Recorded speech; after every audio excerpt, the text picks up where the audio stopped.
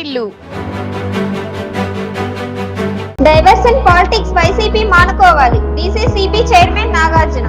రాష్ట్రంలో ఇప్పటికీ ప్రజల ఆగ్రహానికి గురై కనీస ప్రతిపక్ష హోదా కూడా లేని వైసీపీ నాయకులు డైవర్షన్ పాలిటిక్స్ మానుకోవాలని విజయనగరం జిల్లా టీడీపీ అధ్యక్షులు డీసీసీబీ చైర్మన్ కిమిడి నాగార్జున అన్నారు. గురువారం నాడు విజయనగరంలో ఆయన పార్టీ కార్యాలయంలో విలేకరుల సమావేశంలో మాట్లాడారు. వైఎస్ఆర్ పార్టీ పరిపాలనలో రైతులకు హింసలు పెట్టడం వల్లే వైసీపీని ఇంటికి పంపించారని ఈ సందర్భంగా గుర్తు చేశారు. రైతులకు సంబంధించినంత వరకు తెలుగుదేశం పార్టీ ఇచ్చిన హామీలను సకాలంలో పూర్తి చేస్తుందని ఆయన అన్నారు. అందరికీ కూడా నమస్కారం అండి. మరి నిన్నటి రోజున వైకాపా పార్టీ అధ్యక్షులు మజ్జి శ్రీనివాసరావు గారు పెట్టిన ప్రెస్ మీట్ చూడడం అనేది జరిగింది. ఆ ప్రెస్ మీట్ చూస్తే రైతాంగం అంతా కూడా తీవ్ర ఇబ్బందుల్లో ఉన్నారంట. తెలుగుదేశం పార్టీ ఏమీ చేయలేకపోయింది, ఇది అది అని చెప్పేసి ఆయన ఏదో మరి మాట్లాడుతూ ఉన్నారు. ఒక విషయం వారికి గుర్తు చేయాలి. వారు హయాంలో ఉన్నప్పుడు 5 సంవత్సరాలు కూడా రైతుల్ని వారు పట్టించుకోలేదు కాబట్టి, రైతు కుటుంబాలని వారు నాశనం చేశారు కాబట్టి వారిని ఇంటికి పంపించడం అనేది జరిగింది. అయ్యా వైకాపా నాయకులారా, నేను మీకు సూటిగా ఒకటి ప్రశ్నిస్తున్నాను. మీ హయాంలో రైతులు ఎక్కడైనా సంతోషంగా ఉన్నారా? ధాన్యం కొనుగోలు చేసిన తర్వాత 15 రోజులకు తక్కువగా ఏ రోజైనా మీరు డబ్బులు ఇచ్చారా? వందల వేల కోట్లు బకాయిలన్నీ కూడా మీరు 3-4 నెలలకు కానీ ఇచ్చిన పరిస్థితులు లేవు. మీరు అధికారంలో ఉన్నప్పుడు పండగలు కూడా రైతులు సరిగ్గా చేసుకోలేని పరిస్థితి.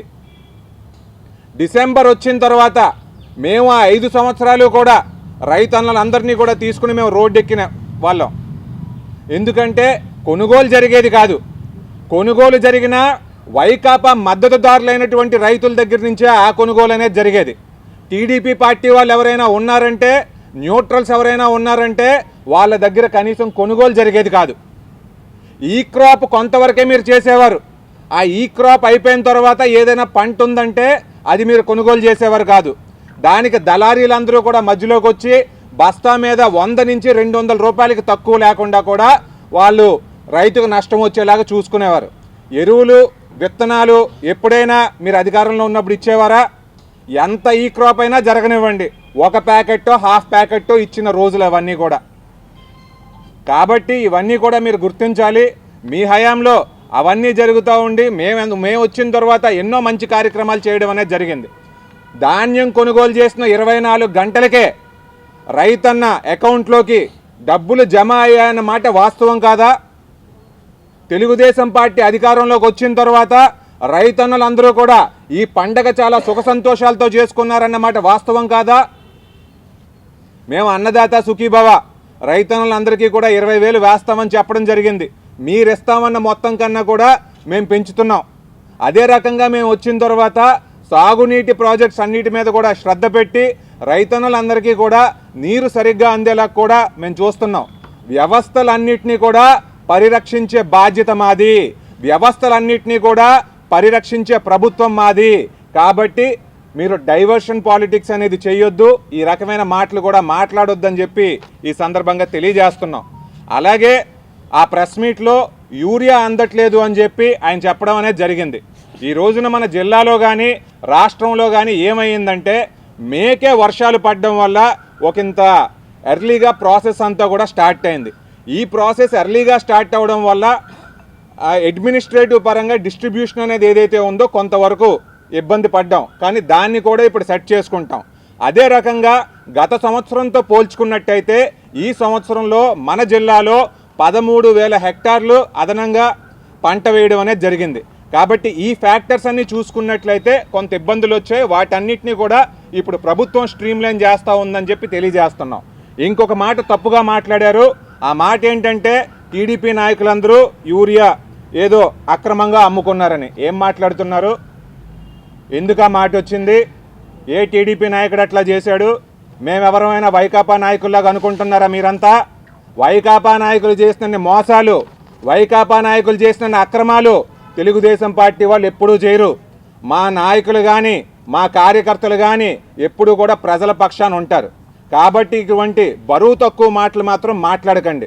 ఎక్కడ అవినీతి అయిందో మీరు చెప్పండి, మేమే యాక్షన్ తీసుకుంటాం. ఈ రోజున చంద్రబాబు నాయుడు గారు రాష్ట్రం మొత్తం మీద కూడా ఎక్కడా కూడా అక్రమంగా ఎవరూ నిల్వ చేయకూడదని చెప్పి ఒక పిలిపిచ్చిన తర్వాత ఎక్కడ పడితే అక్కడ అటాక్స్ అనేవి జరిగాయి. ప్రైవేట్ డీలర్స్ ఎవరైనా ఉన్నారంటే వాళ్ళ లైసెన్సెస్ క్యాన్సిల్ చేయడం అనేది జరిగింది, వాళ్ళ మీద భారీగా ఫైన్లు వేయడం అనేది జరిగింది. ఏదైతే మొత్తం ఉందో అదంతా కూడా రికవర్ చేసి రైతులకు ఇవ్వడం అనేది జరిగింది. కాబట్టి ఈ రకమైన మాటలు కూడా మానుకోండి. ఇంకొక విషయానికి వస్తే క్రాప్ ఇన్సూరెన్స్ని తెలుగుదేశం పార్టీ తీసేసిందని చెప్పారు. మీరు డేటాలోకి వెళ్ళారంటే మీరు మీ హయాంలో ఉన్నప్పుడు క్రాప్ ఇన్సూరెన్స్ ఫ్రీగా ఇస్తామని చెప్పారు. 1600 కోట్లు మీరు ఇన్సూరెన్స్ కంపెనీలకు కట్టాలి, మీరు అది ఎగ్గొట్టారు.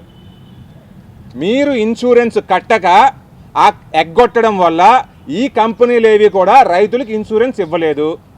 ఈ మాట మీరు మర్చిపోతే ఎట్లాగా? ఇప్పుడు తెలుగుదేశం పార్టీ అధికారంలోకి వచ్చిన తర్వాత మీలాగా కళ్ళబొల్లి మాటలు చెప్పకుండా ధాన్యం మీద కానీ మిగతా వాటి మీద కానీ ఒక 500 రూపాయలు 600 రూపాయలు ఏదైనా స్లాబ్ ఉందంటే దాన్ని 150 రూపాయలు 200కి తగ్గించి తక్కువ మొత్తంలో మీ దగ్గర నుంచి రైతుల దగ్గర నుంచి కొంత భాగం ప్రభుత్వం మిగిలినంతా కట్టుకునేలాగా ఒక మంచి పాలసీ తీసుకొచ్చే విధానంలో ఈ ప్రభుత్వం ఆలోచిస్తుందని చెప్పి ఈ సందర్భంగా తెలియజేస్తున్నాం.